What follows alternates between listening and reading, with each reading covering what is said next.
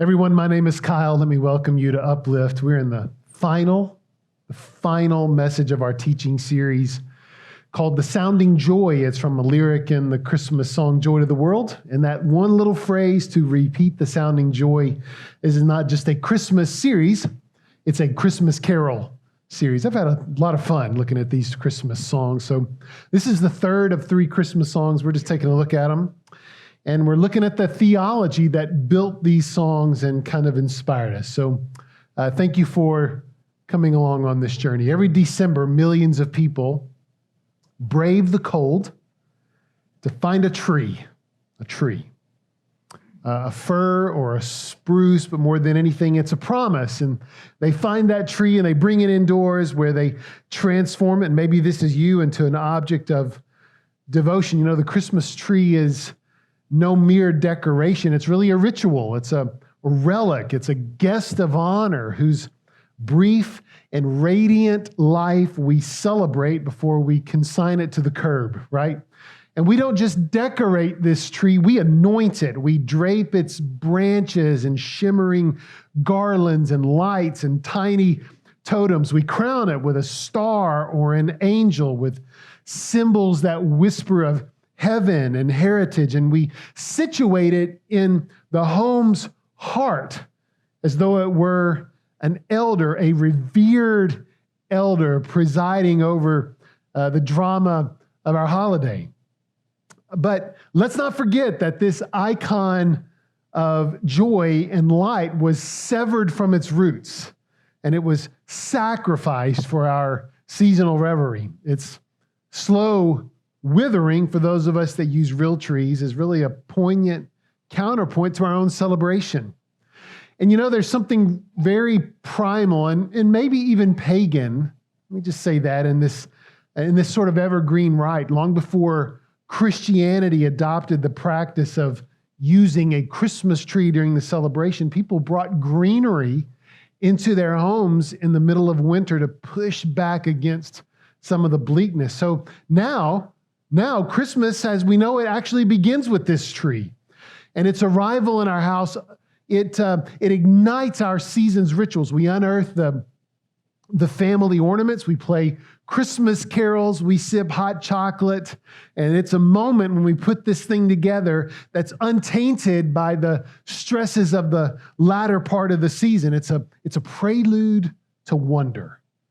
It's the centerpiece of a family's small holiday theater. That's what it is. By the way, the business of a Christmas tree is a little absurd. I don't know if you know anything about this.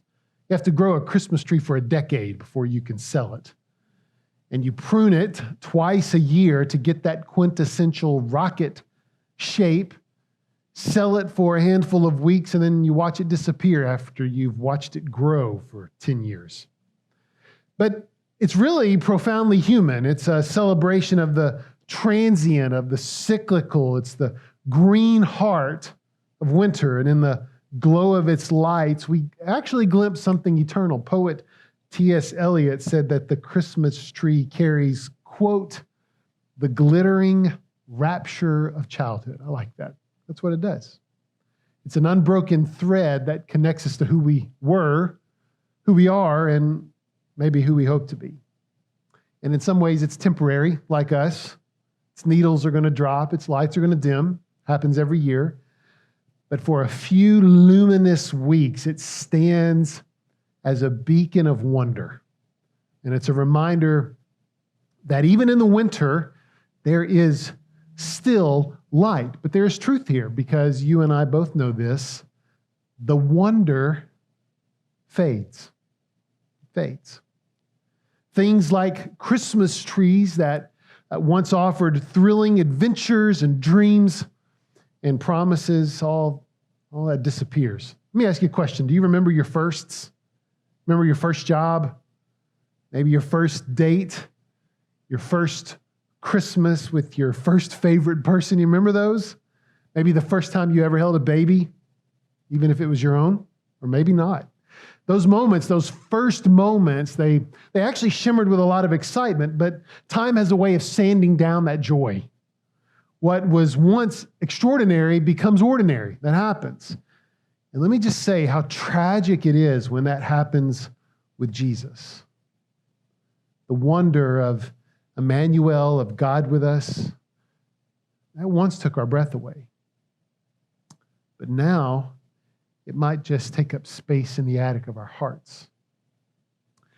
So I want to pray, and I do pray that the Holy Spirit's going to sweep through this place like a crisp wind and rekindle that wonder for you, as though you're meeting Jesus for the first time.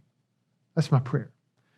That is, after all, the heart of the song, "O Come, All Ye Faithful." I don't have a lot of favorites. This might be my favorite Christmas song. Let's talk about that carol for a minute. It was likely written by John Francis Wade in the 18th century. It was actually written in Latin. So, "O come all ye faithful" in Latin is "Adest Fidelis." And then it was translated into English nearly a century later. But it's not really just a song, right? It's a summons. It's a plea to resist what life often does to us, making the extraordinary ordinary. This song whispers to our tired souls with these 4 imperatives: come, behold, see, sing. Those are strong words. These lyrics of this song place us among the shepherds on that holy night, rushing breathlessly to Bethlehem. Come and behold him, the King of angels, right? That's what we sing. In fact, 16 times in this song, we're invited to come. It's not a suggestion. We're swept into a centuries-long procession of hearts turning toward Bethlehem. But maybe, just maybe, you hear that invitation and you hesitate. Maybe you pause, because the carol says, "O come, all ye," you remember it? Faithful, joyful, and triumphant. And you feel anything but. I mean, faithful, hardly. Joyful, only in moments. Triumphant, well, that feels laughable some days. You wonder if the summons of this song is for someone else, maybe someone better. But Jesus, in his quiet and revolutionary way, has rewritten that invitation. Listen to these sweet, sweet words from Matthew 11. Jesus says, "Come to me, all of you who labor and are heavy laden. I will give you rest." This is our before picture.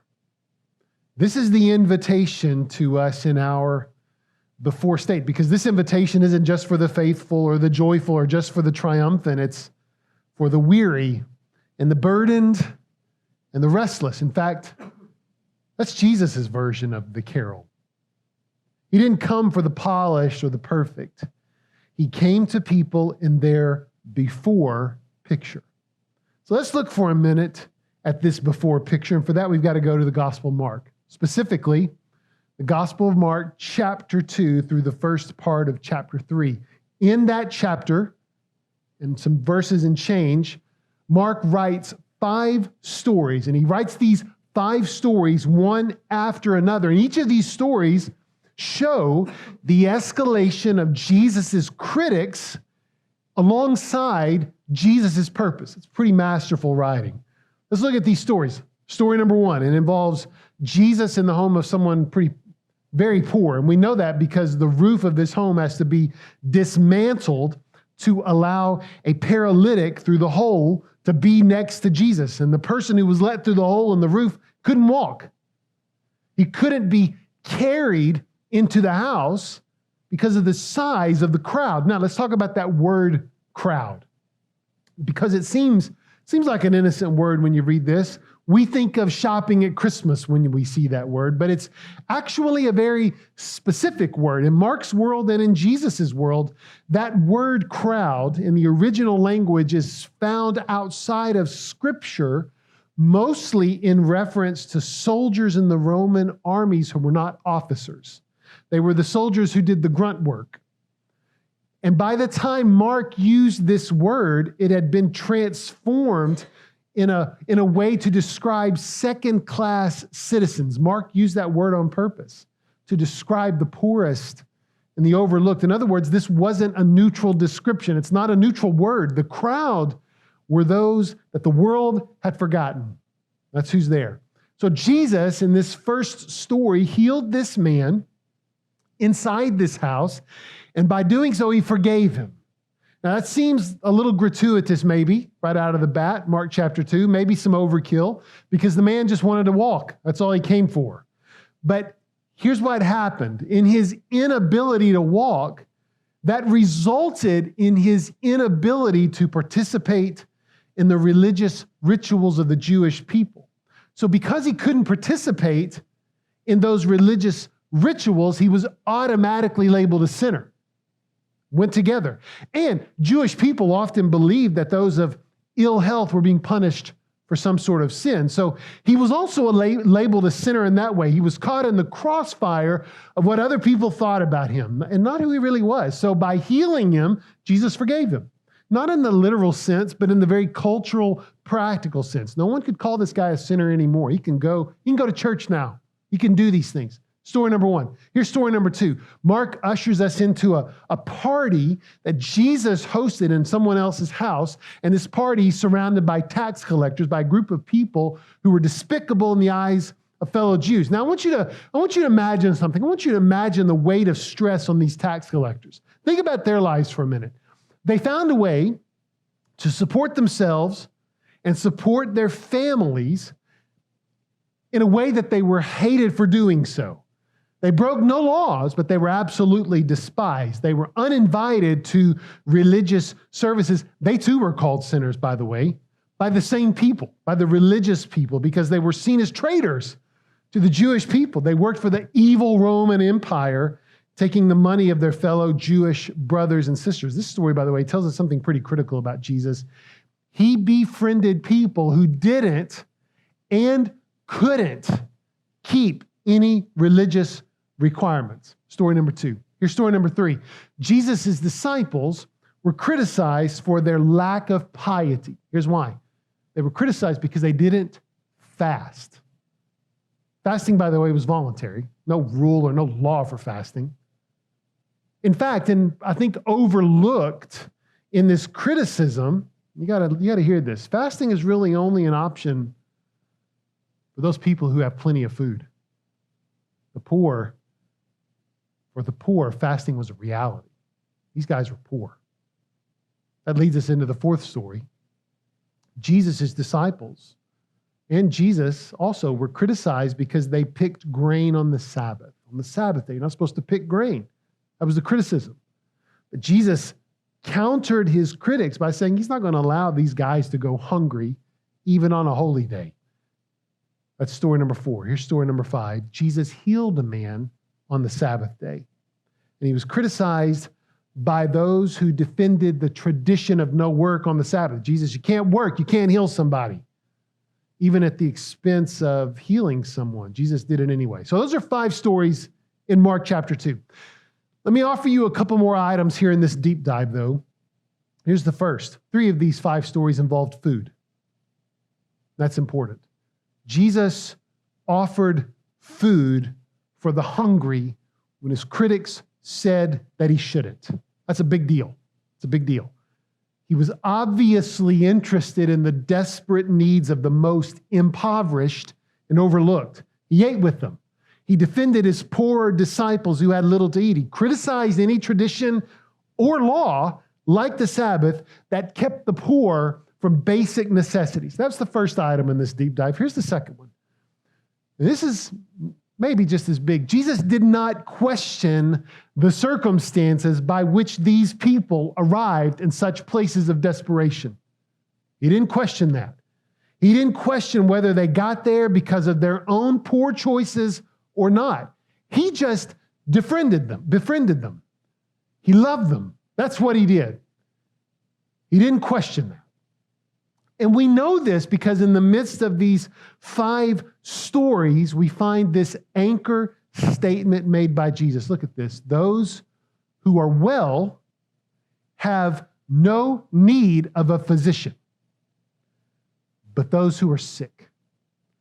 I came not to call the righteous, but the sinners. Jesus came for the brokenhearted, for the worn out, for the ones on the edges who feel far from God, those who felt like they couldn't maintain any sort of standard, pushed into lives by tradition and economics and geography for lives that they didn't want for themselves. They were pushed into lives that made them wonder if God even cared or if he even existed. These people to whom Jesus came and called, they didn't participate in worship. They didn't go to the synagogue. They didn't go to church. They couldn't. They weren't allowed.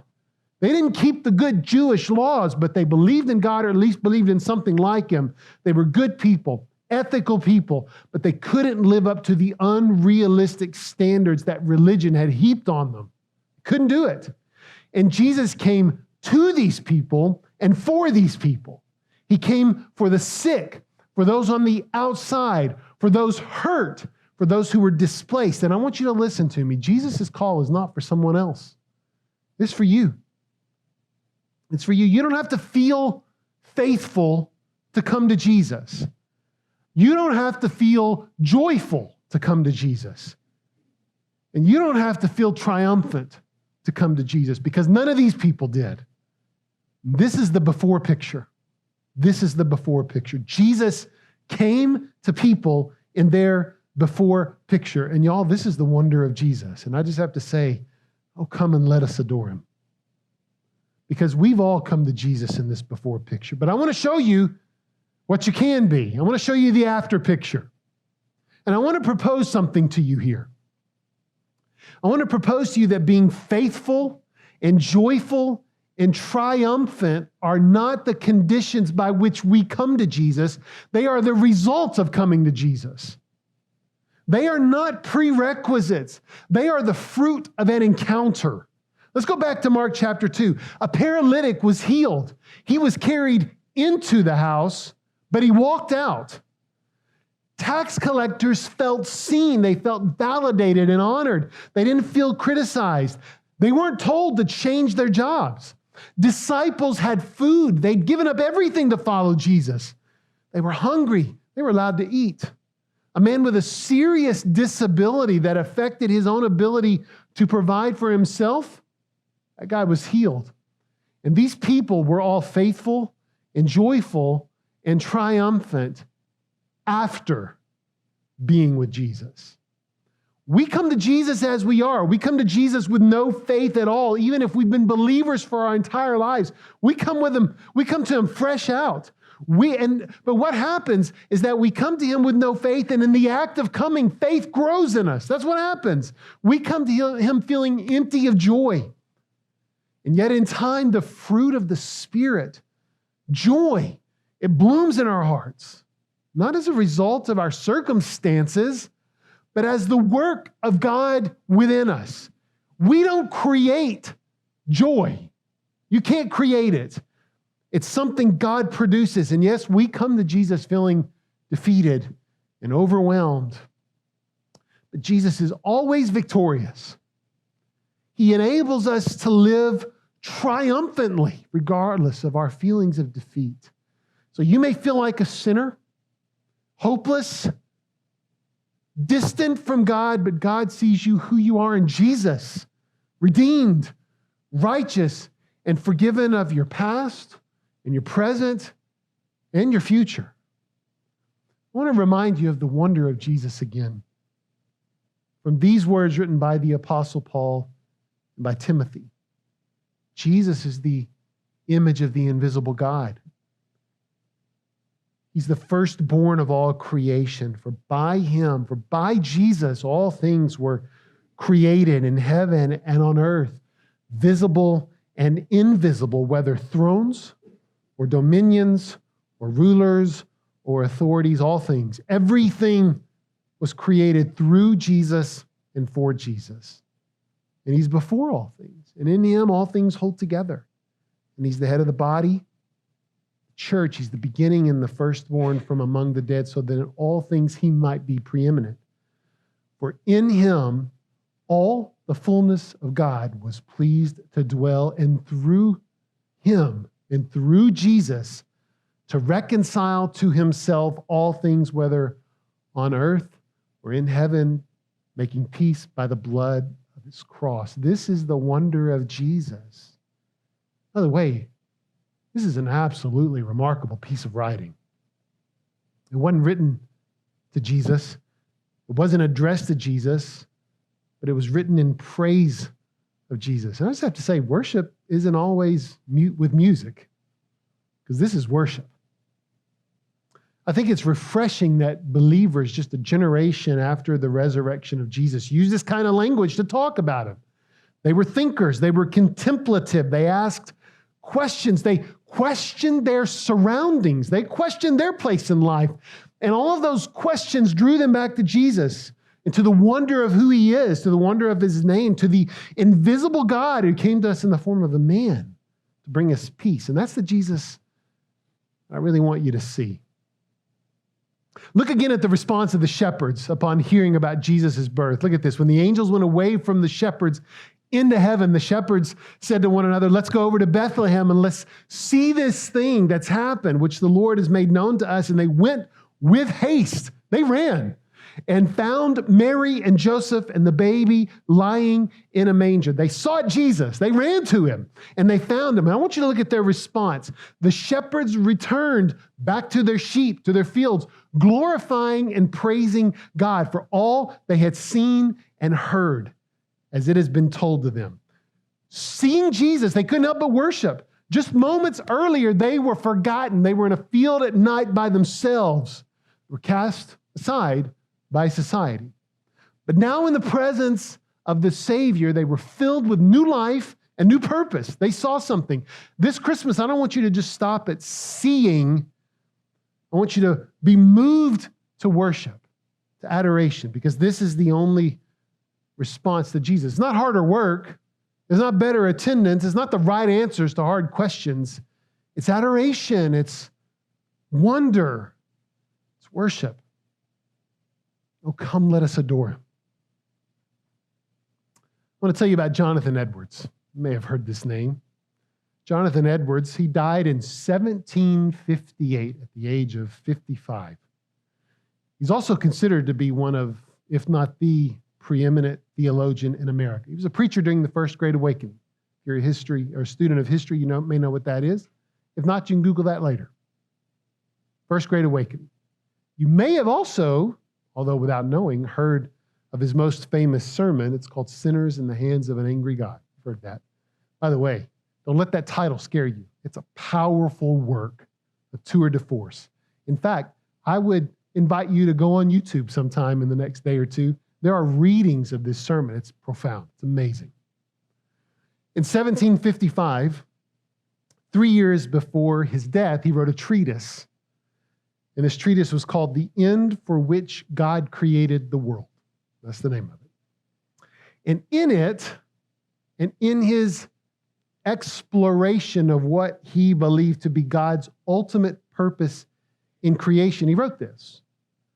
And I'm just going to say it might be maybe one of the most important things written about God outside of Scripture. It's always great when you find things like this. So I'm going to read some of this, but I want to offer a disclaimer. It's a bit wordy. But I want you to stick with me. Look at this quote. Jonathan Edwards wrote, God is glorified within himself these two ways.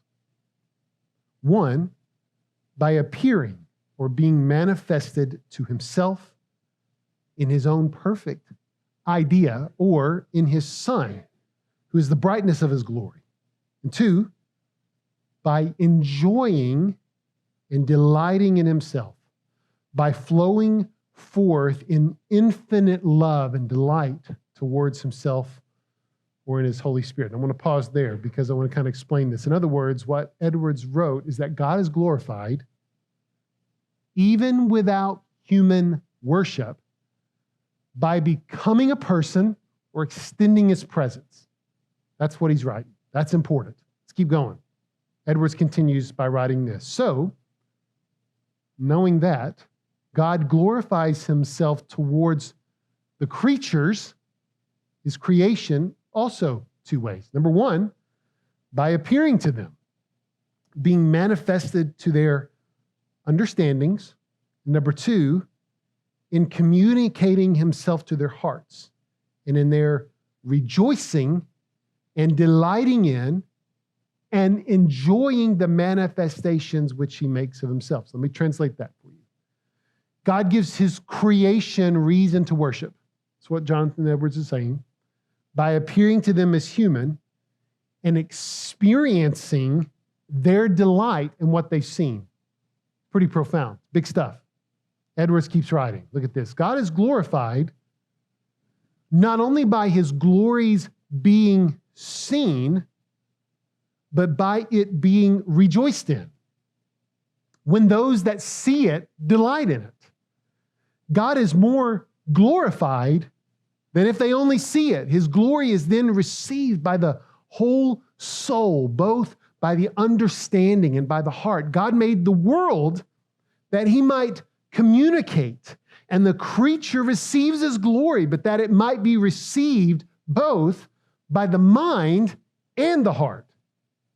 He that testifies his having an idea of God's glory does not glorify God so much as he that testifies also his approbation of it and his delight in it. In other words, it's not just enough to see it.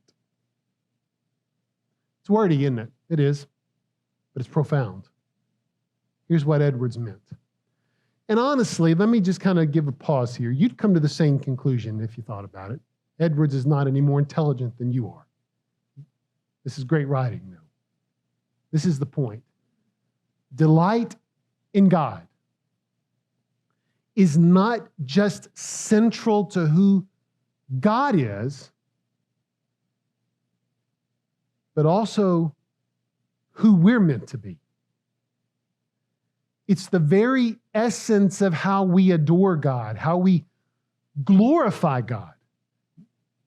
Not merely just by beholding his glory, but by reveling in it, letting it flood our souls with delight. I want to repeat the most striking sentence in this reading. Edwards wrote, God is glorified not only in his glories being seen, but it's being rejoiced in. When those that see it delight in it, God is more glorified than if they only see it. It's an idea, right, that draws you in, leaves you hushed, because what it says, in essence, is that God is not distant. He's not cold. His glory doesn't just demand a sterile acknowledgement. It invites a response, a kind of divine rapture. God invites and enjoys